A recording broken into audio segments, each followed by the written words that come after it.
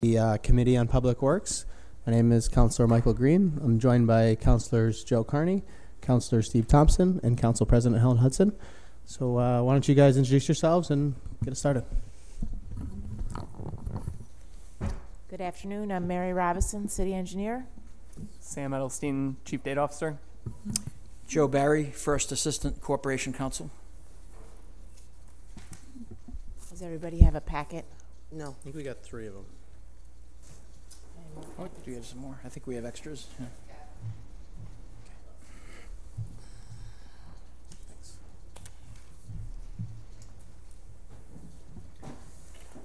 Okay. As you may know or may not know, in November 2017, we approved General Ordinance 23 of 2017, which created a telecommunications franchising and licensing procedure for the city. It basically included guidelines for the application and permitting process, a schedule of fees, and design guidelines to maintain the aesthetic integrity of the neighborhoods within the city.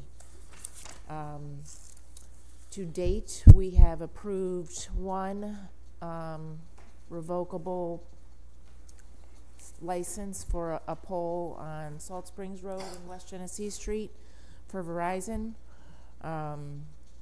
As you guys probably remember, there was the permission for mobility to do a franchise agreement, which the council denied, and now they are in the process of submitting application for 1 pole attachment, which will come before you.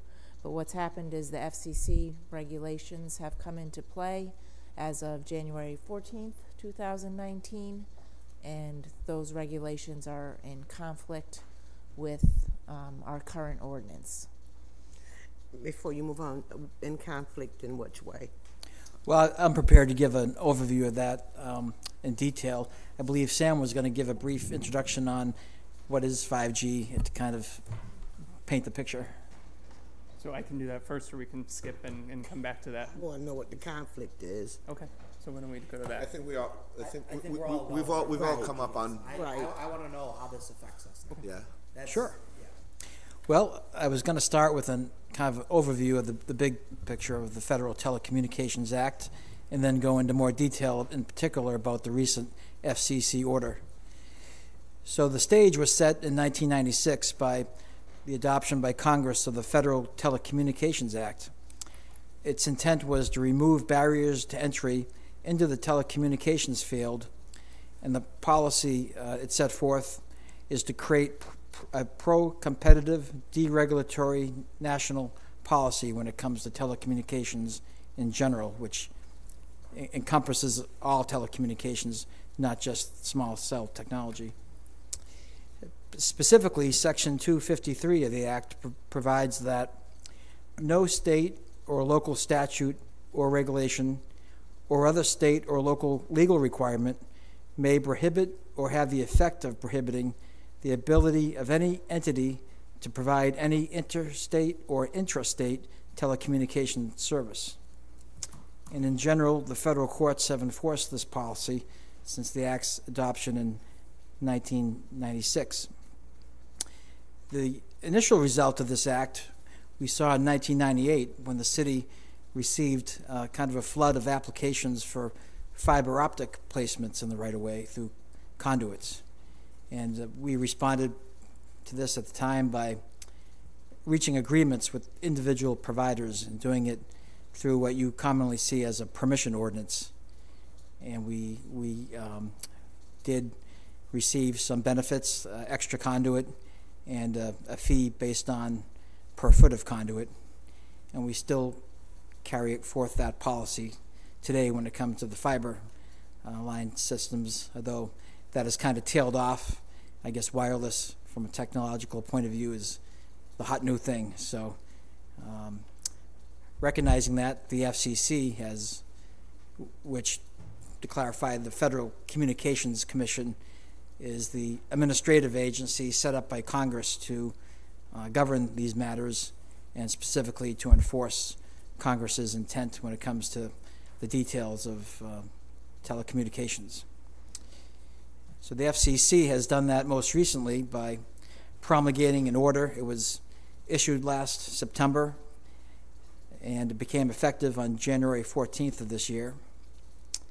The intent of the order is to clarify the FCC's reading of the Telecommunications Act, specifically in regard to the deployment of 5G cellular technology. And to that end, they make it clear that their order prohibits any state or local law that materially inhibits any interstate or interstate telecommunication service when it comes to 5G implementation. They limit the amount of fees we can adopt, and they will also regulate aesthetics, though that's they do give us some leeway on that, which is a work in progress that I can get to in more detail. To go into that detail, the fees imposed by the order are the following. We can charge a $500 fee for the initial application, which would include up to 5 small cell facilities. So they can come in with 5 placements on a pole, and we could charge $500 plus an additional $100 for each small cell facility beyond the 5. Let me stop you right there. Did you say 5 on a pole or 5? 5 poles. It's. Oh. I think it's. Well, it's 5 cells wherever they are. The first 5 cells are at 500, and then $500. 100 after that. Correct. Is it 500 Sam's for Club. each individual one, or 500 for the package of 5? 5. No, they get a package deal. Yeah, so it's But really the application. Essentially, it's 100 each. Yeah. So 100 each and then 100 after. what were we at previous to this? What was our fee structure? What was the plan for? What were we planning on charging for each cell previously? It was. The application was $500 per application, just flat fee. And this was a one-time. For each permit application, you had to pay $500. But then, I think, anticipating your next question, we were going to charge 200 and something. $750 for placement on a city pole, and for existing pole, and $950 per year for if they placed a new pole in the right of way. And $500 for placing it on a privately owned utility pole, such as National Grid. Thank you. Yeah. $500 a year. Yes. Per year. Annual fees? No. So the commission has decided that it's more reasonable if municipalities charge $270 per year for the recurring fees. So I guess. However, if they put a new pole in, we can charge $1,000. For how long? Per year, I believe. Well, the 1,000 is just for the the initial application for a new pole versus a facility. Yeah. The 270 is basically the annual fee we can charge for being in the right of way. No matter what, yeah. Yeah. I guess what's most concerning to me is, look, we're bonding, what, 38 million? Ballpark right now, 38 million is what we've planned to bond for, to purchase the poles, to be able to do all this. Part of the incentive, at least from where I was sitting, was, look, it's through $3 million in maintenance and things that we're saving, which is great. And the, more efficient, being able to say, okay, it's out, we can go deal with it. I know my constituents were ecstatic about that, because it would be, there were several locations where it was a year before a light was fixed in the couple terms that I've served. So that's all well and good, but I'm really concerned about what this is going to do to us financially, because I believe that this was going to be the biggest benefit, is the revenue that was going to be brought in by these small cells. I mean, I can appreciate that there's an economic development advantage of being, the premier, city with all this new technology, and I get that, but the revenue that was going to come in from this was going to offset that bond, and that was really a big deciding factor for me when I voted for such a large, number. This is really, do we have numbers of what this is going to the difference in what, with the new numbers, what it's going to cost us. Yeah, so Christy Elliott, Director of Administration. The one thing I do want to clarify, the maintenance and energy saving from National Grid will keep us cash flow positive on the bond the entire time. So we'll actually roughly have $500,000 in cash flow positive revenue coming out of this as a result. So nothing in any of the financial analysis that we shared with you when we made the decision to do the bonding was in any way related or reliant on this revenue. And I think probably Sam can talk more about the rest of it, but I just wanted to clarify that. But I still think, Well, if I could piggyback off there, yeah, I do. If I was to have it again, knowing that the small cell was not a part of it, I would still vote the same way. I think it's great that we're doing this with the $3 million, but I do still think that this is, to Councilor Carney's point, the small cell was the icing on the cake for the deal. And I mean, I like a good piece of pound cake, but like if there's no icing, that's a whole different situation, right? I mean, we are missing. How does this hit us? Like, I think you know what I mean. Doesn't do we have figures of what this is like? What I guess what the revenue? I don't even really want to call it revenue, but what we're actually going to be taking in from this. Can I? Current revenue was? Well, what we're expecting to take in versus now what we're going to be taking in and how that affects us. Because I think this was that was a big thing that was enticing me. This is a new source of revenue for us. Mary, can you? I believe that when this was presented, you said it was going to be very slow to begin with, and that a matter of fact, the one fella, the company, it was he had put in for 3 poles, I think. He'd put in for 5. Okay, and we were taking our time with him. So this wasn't, I mean, it was going to be a money revenue thing, and I believe we all believe that, but it wasn't going to be like cash flow right away. And my reading of this allows us, is the reoccurring fee, is that's the cap thing, or my reading on of this says that we can do parts of the processing of the application cost and managing the deployments in the right of way. So we can take those costs and add them in, so it might actually be greater than this, correct, or no? Well, I just want to clarify that to some extent we're talking about 2 different areas, because when the prior city administration put forth this ordinance that we're considering rescinding in November of 2017, they weren't really planning for the streetlight acquisition. Correct. They were looking at carriers knocking on the door saying, we're coming into your city with this new technology, and we wanted to find a uniform way of kind of welcoming them in and covering our costs. Revenue was seen in the context of we have to manage the right of way, and we have a lot of costs involved with that, so we certainly want to at least break even.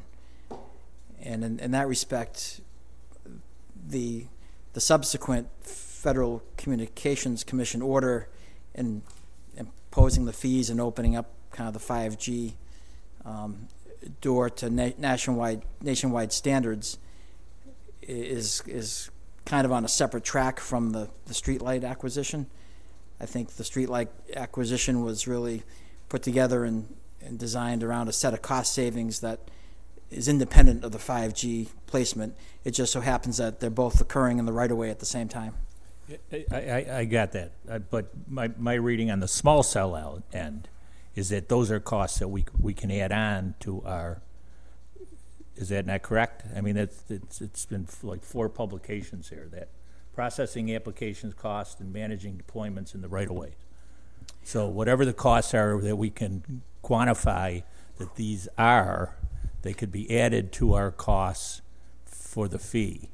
Yeah, so that's a good point. That was kind of my next step in explaining the order. Okay. The initial fees imposed by the order, the FCC's kind of presumption that this is the standard fee for nationwide. It did leave the door open, as you note, for municipalities to justify higher fees.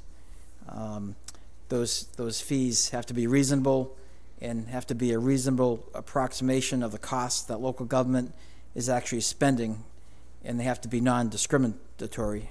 So if we can come up with the accounting to support the fact that we have to charge $500 a year, we potentially can do that. But we can't do it in a way that's kind of Just looking for guesswork. profit. Yeah, You know, in the that- past, we've that kind of show. assumed certain costs by, well, DPW has so many people involved in the right-of-way permit desk. So, yeah, We're incurring the cost. can you prove that burden? We have to do the homework to prove that burden if we want to go that route. Can you? That's a piece of what we're working on. Yeah. So I don't mean to sort of change directions, but one of the things that's a little bit concerning to me is, and I'm going to say a dirty word here, guys, the conservative in me doesn't like the fact that, you know, federal government is sort of taking this out of local municipalities' hands. I mean, I know a debate that's Should going have on. told your friends to vote for a different president. Let's focus on the task at hand here. So I guess what's a little bit concerning is, does this affect our ability to have final say in placement and things like that? Because that was a big concern for a lot of us when, you know, we decided, okay, we're going to take over the polls. One of the benefits of it was that we were going to be able to get final say in where everything was going, and we could be strategic about it. Does this Well, hinder us in that ability and take that away? That's a good segue into my next point. So Perfect. I like the order goes on to recognize that local municipalities do have an interest in regulating the right-of-way for aesthetics, but it sets forth guidelines, specifically these aesthetic regulations have to be published in advance, and they've set a deadline of April 15th. They have to be reasonable, objective, technically feasible, and reasonably directed at avoiding public harm or unsightly deployments. No more burdensome than requirements set forth for other city infrastructure. A question for you, Joe, and then I'll let you go, Sam. So they're saying that we have to be non-discriminatory, but are the small cell folks going to still be able to be discriminatory? Because they're only placing them in certain parts of the city. Are they still going to be able to do that? In my opinion, yes. Great.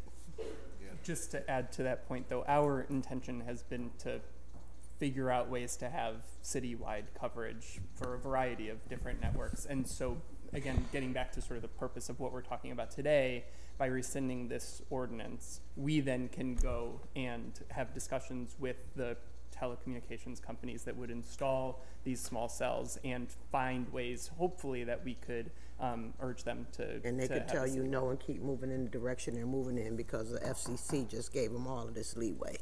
There is some so- lack of control.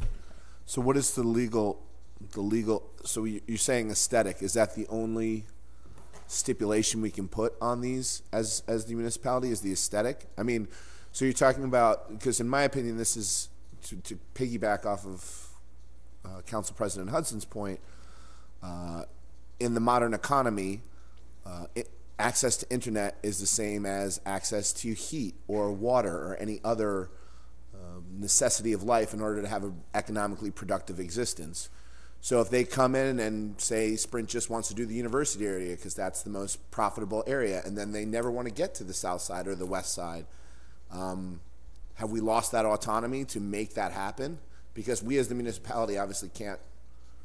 Well, we're not in the business of providing that, correct? But the thought was, sorry, go ahead. Well, we had looked into this question even before the FCC order when we were developing the city ordinance, and we specifically left the city ordinance silent on that issue because it is open to some legal dispute. The FCC order does not specifically address that issue so far as I can tell, but the Telecommunications Act, taking in conjunction with the order, makes it very clear that local municipalities cannot raise barriers to entry that would be material.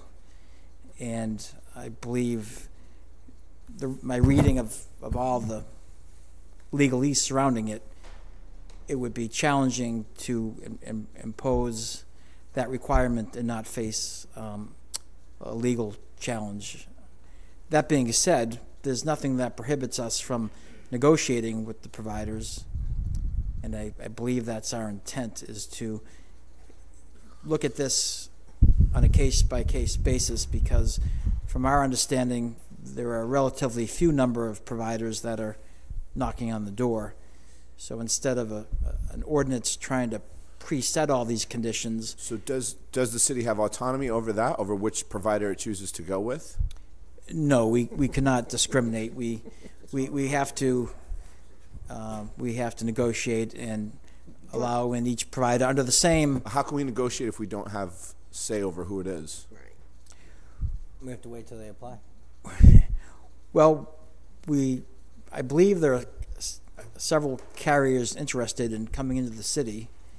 And without going into too much detail, because we get into the realm of upcoming contract discussions, presumably they want to work with us and avoid costly litigation. So the fact that they have this order doesn't mean, they can just snap their fingers. We, in theory, could get into legal battles with them and delay their. All right. So working out a reasonable agreement, I think, is in the interest of both parties. All right. I'll get out because it sounds like I'm getting into legal gray area, but I'd just like to double down on Councilor Carney is uncomfortable with the conservative in him. The progressive in me is not happy with the federal government taking our autonomy either. So I think it's a bipartisan issue. On that. And I want to piggyback, Joe, because you said that you hope to negotiate, and I think that most of us was in the room when they were in the room. And those folks were not interested in negotiating anything with us. So how do you see that happening now? Well, that was one particular provider. There are two other providers. There was 5 of them in here.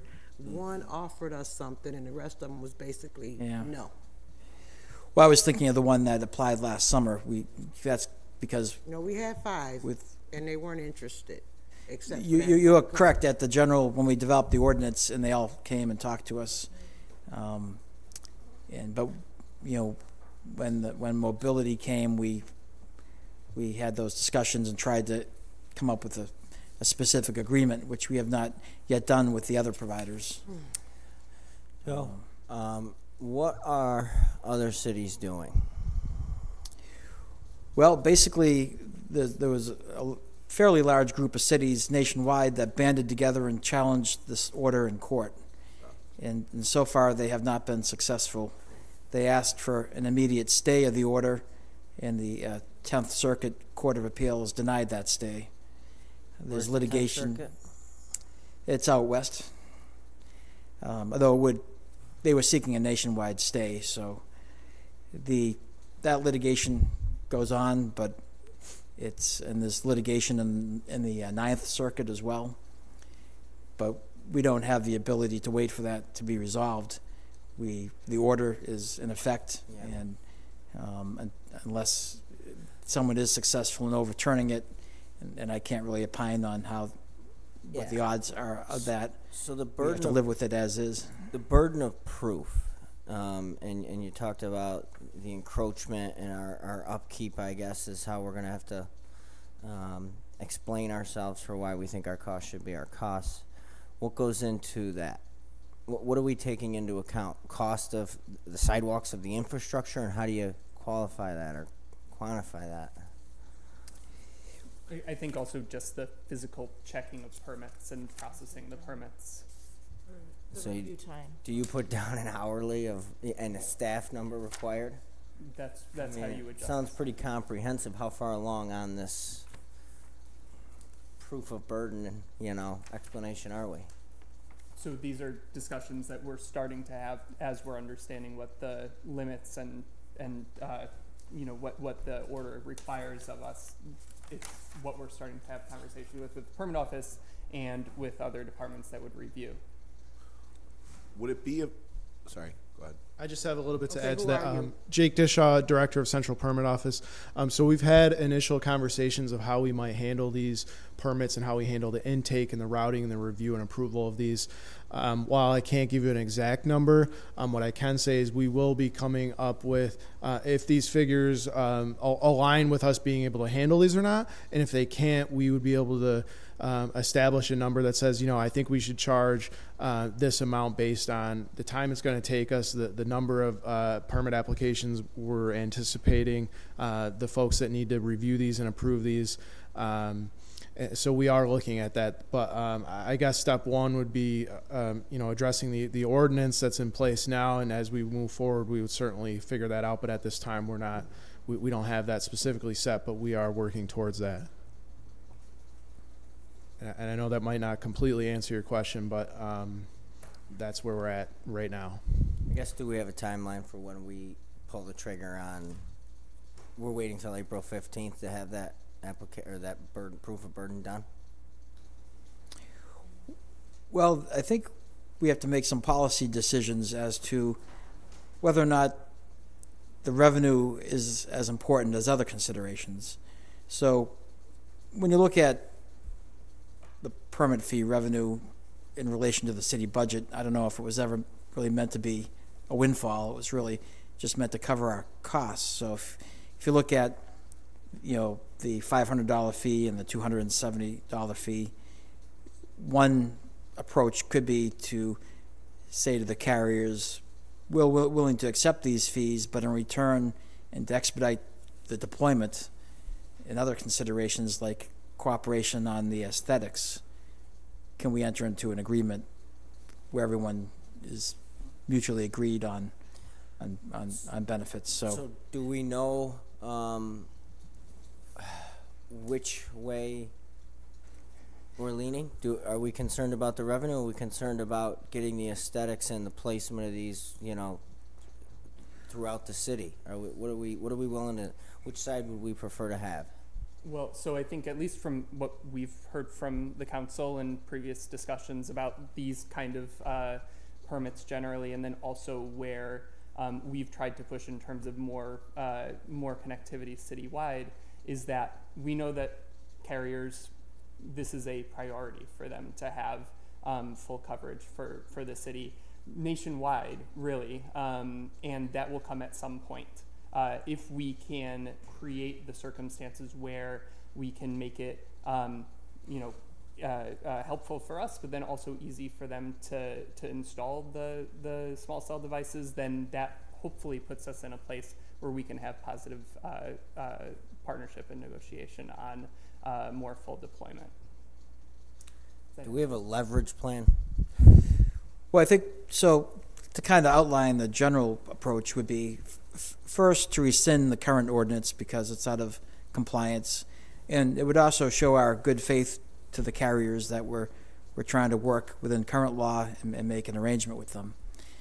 Then looking at the model that was worked in the 90s with the fiber optic companies, we negotiated agreements with them through what you commonly see as a permission ordinance, permitting them to be in the right-of-way subject to conditions. And the fiber optic agreements were generally uniform. They have to be non-discriminatory. So if we can come up with kind of a template that the carriers agree to, the benefit to the council would be you'd get to vote on that specific permission and all the conditions that they're going to operate within the right-of-way under, and you'd see that, versus the current ordinance, which a lot of the concern that you expressed last summer when the application was before you for mobility was that it would basically grant a permission for them to be citywide, but all of their subsequent deployments would be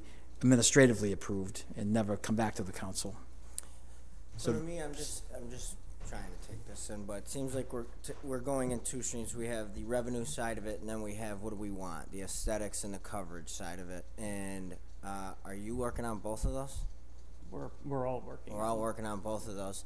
And then at some point, they're going to have to come back to the middle. And who's making that decision? Is the second floor making that on their own? Is there going to be go meet with the companies and see how things hatch out and just see what the options are? Or are we going to have a decision April 15th and walk into the door with here's what we're doing? Director of Administration, Christy Elliott. So just a couple of comments on that I would think might help clarify. So before this was passed, we had still hoped to go into negotiation discussions with the telecom industry as they came, and we're looking to deploy this 5G technology. We did lose a fair amount of leverage in this because of the FCC ruling, but I am optimistic that given the smart city investments that we're making here, we have the ability to still go into those negotiations in a way where we find mutual favor. I think our priority here is not to generate a huge amount of revenue. I think at the end of the day, that's not a likely scenario. And also, I don't, any revenue that we did generate, I think we would want to have go into a dedicated revenue fund that just helped us continue to expand this technology and ensure that it was equitable.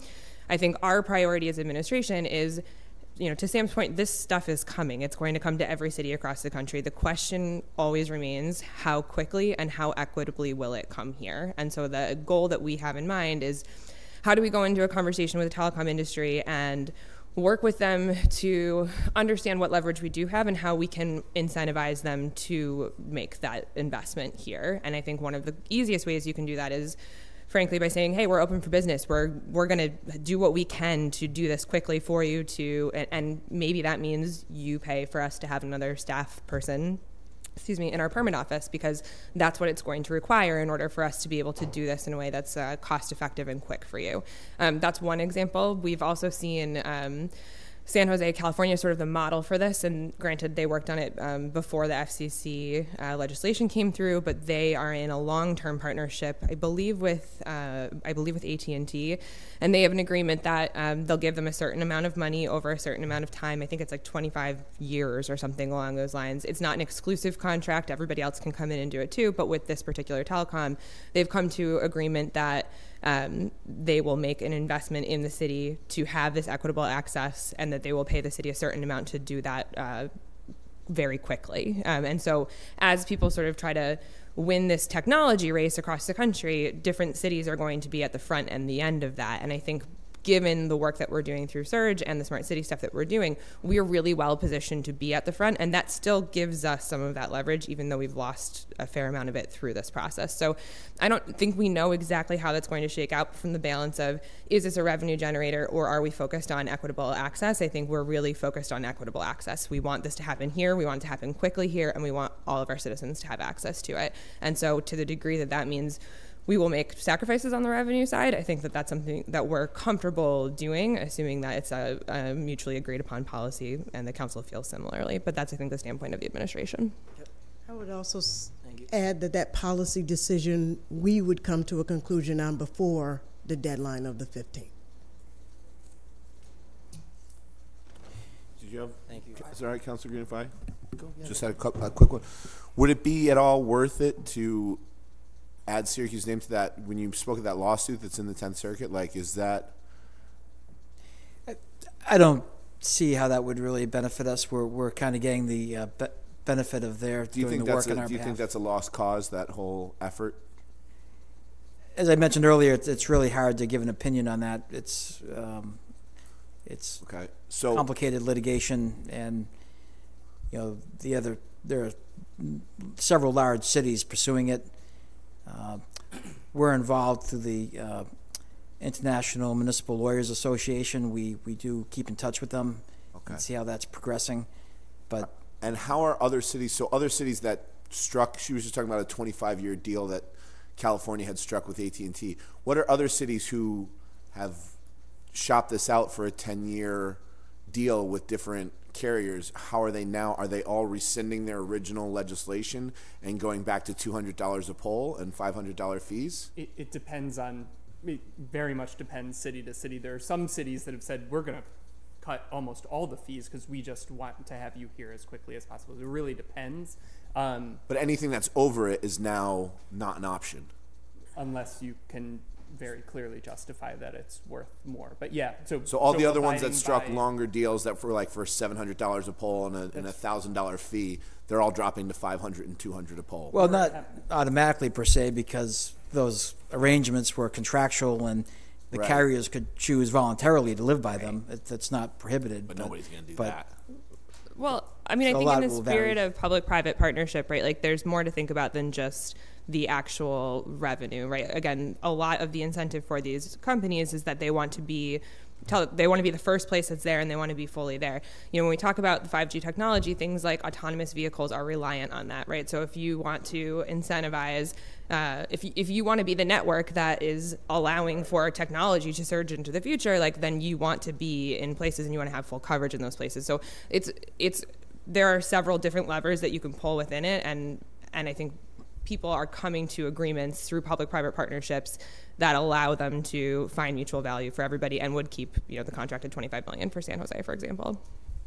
Thanks, sorry. I think that therein lies one of probably the problem is that we're debating the policy portion of it, and we don't have the contract to understand which way we're actually going. Well, the staff is working on that, so we're Right. We're in the process of the process would be to rescind this, A, so that which sounds fine, but B, what we're talking about now is we can talk about it, but there's nothing that we anticipate this will be kind of a multi-stage approach with the council involved as we go through the spring. So we're working on developing the aesthetic standards that we believe can be implemented under the order. And then at the same time, I believe the plan is to open up discussions with the carriers and to see what type of deal we can arrive with them. And then, of course, that would have to come to the council for approval. Right. And I would just say that's probably where our heads are, versus, and I would also say that one of my concern would be the aesthetic portion of it. Citizens don't want, and when we were buying into this, we were under the impression that they're not going to go up and just put poles down. And what we were being told, and you're right, it was from one carrier, but he was restrictive in where he wanted to put he was quite frank. I want to put it up in the university, that's where I'm going to get my money. I know that the law allows that to happen. What we're saying here, and I agree with what you're saying, that if you can put a deal together with them you cover the whole everything, or let's get people in and cover everything, and we lower the rates and we get everybody covered, we both get a benefit from it. But that's okay down the line, I guess, here. So. And I know I'm speaking to a body whose first and primary responsibility is the fiduciary health and the financial health of the city. And I'm also encouraged to hear that while we need to make sure that we're covering our costs and have an opportunity for fee revenue generation, the administration is absolutely committed to this technology giving equal opportunity for this technology. It is a primary priority for us. And so the balance is striking the two and having this oversight now and this hindrance kind of to where we were going. We have to figure it out. But the primary goal for us is to ensure that all of our citizens have access to this technology. Because to me and to many of our colleagues and to our mayor, that is why we want to do it. So I have two questions. Well, a question and I guess a concern. Have we been in conversation with the state about this, new policy that's going and how it's going to affect our, the city's plan for the Syracuse surge? Have we been in conversation with them about it? Because again, I agree that we haven't gotten to the point of actually getting into those contracts and going back and forth. But the concern would be what happens if we get into a situation where because this is the case, we're sort of stuck with they're going to go where they're going to go. I mean, the idea behind a lot of this, I think, was that it was going to be a full city, move. And are they still on board? Is NYPA still?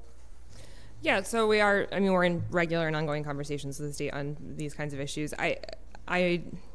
don't think that this will not adversely impact the plans that we have for surge or for coverage ultimately.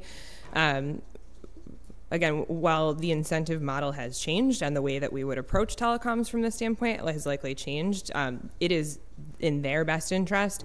The difference in this technology, it requires a high amount of density of it. So it has to be all over the place throughout a city. And to have that network be complete, it's in the best interest of these companies to ultimately be going down this path anyway. So we don't anticipate a change in that outside of the way that we're negotiating and having conversations around it.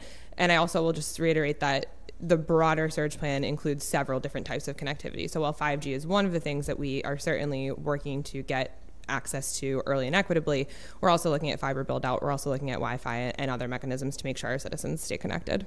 Okay. And the next part of this is just to go back, and I'm going to again say something crazy that I don't normally say. Is council approval really the best and most efficient way to do this? I mean, not that I want to take power away from the council, but if we're dealing with the private sector, I mean, to sit and say, every 2 weeks we'll, come through and approve something, or if it's a period like this where we're going to be off for a couple of weeks, you're going to have to wait a month until you get approved. I mean, part of what I liked about the last thing was that it was going through a department head, and it was, this is, with somebody that we trust and believe, okay, they're still the city saying this is okay, this is where we want it. Is that the most efficient? I don't want to answer for the attorney, but I think the idea would be the first company would come in, you'd check an agreement, and then you'd have an ordinance that would set the ground rules, just like we did for the last one, right? So then there would be an ordinance that everyone could follow. I thought my understanding was that we were going to there was so let me clarify our thinking on that. When we put forth the ordinance in 2017, we were anticipating, kind of just from general knowledge, that there could be a lot of carriers knocking on the door for this, and then when we have revisited since then, my understanding is to date there's only about 3 or 4 that have really knocking on the door. So considering that the number may be limited, and then the other factor is with the FCC order still being challenged in court, and things being somewhat in flux, it would be difficult to come up with an ordinance. I mean, the ordinance, we could, but then things may change. So looking back at the model we used in the 1990s with the fiber optic companies, it seemed beneficial if there's only 3 or 4 of them to come up with a uniform agreement and work it through it that way. But I guess my question is, with that agreement, are they going to come in each time they want to put up? Oh, no, it would be a citywide agreement. Okay. So that's yes. Yeah, that's the key. That was my question. Are they going to have to come and apply every time they want to put, hey, we've got 25 we want to throw up? That would be you gotta under the agreement that okay. we had with the company. Generally, the council would approve that agreement, and then they would go. Okay. Yeah, I'm sorry if I didn't clarify that earlier. No, that's fine. Because we do it both ways. We do it. They'd have to come back for 25. They'd have to come back and say more than just, hey, we're going to put in 25 more. No, see, so there's 2 ways we've done it in the past. With fiber optics, we did have some citywide permissions where we said, we're giving you this permission to go anywhere in the city as long as you provide us with extra conduit and pay us $1, something which has subsequently been adjusted for inflation per conduit square foot. Or what you've seen in more recent years is more limited deployments, especially up by the university, where companies are just coming in and saying, we just want to put some conduit up on Adams Street.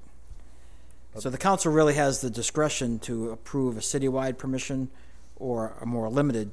But I think permission. what we approved allowed Mary to make the decision as to this, because we were putting our belief that she wouldn't allow somebody to plop run, or 2 of them right in front of somebody's front window, bay window, so they couldn't look out. Right, and the permit process we're going to set up these standards. That I mean, will be those published. standards would still be intact, so that somebody couldn't just say, I'm putting 25 in, and then go out and put up 25 wherever they want. Oh yeah, there are. No, they still have to go through the permit approval process. Okay. But we would just be giving permission to for them say you are allowed to come and apply for permits to do it, and it doesn't. They don't have to actually They don't- have it go through a council meeting? No. Okay. Once they have an overall agreement, then they won't be coming to the council anymore. In the interim, like, there is still mobility that wants to do this one pole attachment. Until someone has an agreement, there might be a few small cells here or there. But the ultimate goal is to have an overall agreement, citywide agreement with each carrier. Not to make light of that conversation, but I sure wonder if we can put a comma in that conversation about encroachments potentially in certain parts of the city. Instead of there being a process for approval. And the amount, when we're talking about businesses and businesses trying to grow in the city and have these development projects, could encroachments also be a conversation to have around what you just brought up here, which is something I think we could consider. We've been doing some research into that area, and Buffalo and Albany and several major cities have encroachment ordinances where they basically set up the broad standards for encroachments, but then delegate to their Public Works Department a permitting process to allow encroachments into the right-of-way. Well, I'm against that, Specifically for small cells, or No, I think what the deputy mayor was bringing up everything altogether? was really Yes, the see, issue this of is a really specific situation. I where know was it was, gonna but you and you look, and I opened can the door. appreciate you taking a shot there, but I can say so as a beyond the district councilor, encroachments, it's similar in some respects. so I guess the way I view this is we should certainly have fair and equitable service everywhere. I'm concerned that there's a lot of legwork that would need to be put in to cover that burden of proof to charge more. I think we need to move full speed down that. I think we need to get the maximum burden of proof, and because maybe it's not that much more, but whatever dollars we get aren't going to be enough to help keep up with the infrastructure, or even if you put it in a separate plan going forward. I mean, you just can't have enough money to be ahead of this thing. And so I think you have to try to prove whatever burden you can. And do I expect it to be absorbent? I don't know. Maybe it's less than $270 a year, but I doubt it. And so I really don't think we should in any way, shape, or form be less than, in the black on this for fair and equitable service. I don't think that's a trade-off we can make. I think that's, if there's any good news from this order, it's that two things. On the fees, they have left the door open if we can justify and prove it. And two, they have within kind of a framework have indicated that municipalities can regulate the aesthetics if we come up with reasonable regulations that meet the criteria in the order. So they're not trying to Reasonable. Yeah. Quite a qualifying word. well, it's going to be open to further discussion, clearly. So I think one of the difficulties we have in evaluating this stuff is it's hard to have a basis of comparison. It's kind of new ground. We're kind of out ahead of it a little bit. So to the extent that you can share with us, not necessarily right now, but in the future, what other cities have done, what they've found to be their, the aesthetics that are appropriate, that would just be helpful, I think, for the council to be able to say this is, the right thing to do. I mean, I think the biggest concern I have is I think there is definitely a benefit to being kind of a first mover in this area and providing this service to constituents, but you worry about if you're the first one to do it, first of all, does the technology evolve, and that, a year from now, the cells get smaller and more powerful, and we have a network of iPhone 1s and everyone has iPhone 5s. Like, that's my concern. And that also that administratively we're getting, the best deal we can, that we're not like rushing to the table and then they strike a better deal later. So that would just be, to the extent that you're able to provide what other cities are doing in this, would be helpful. Yes. Other questions? So the purpose is to rescind the step A. Yes, and that will allow us to begin these discussions with the carriers that are requesting entry. So you're going to do that. Yeah, everything. Yeah. All righty. But before we leave, I have another question on a different level, because it sure like sells to me on, you might know, Mary, on Midland and Ballantyne. What is that? It is huge. They put 3 new poles up, and there's these big, look like transformers on those poles. It's not a small cell, or if it is, it's illegal. Well, there's something up there that's totally different. Probably something for National Grid. Let me look into it. Please do, because that one threw me. Okay. Thank you, guys. Thank you.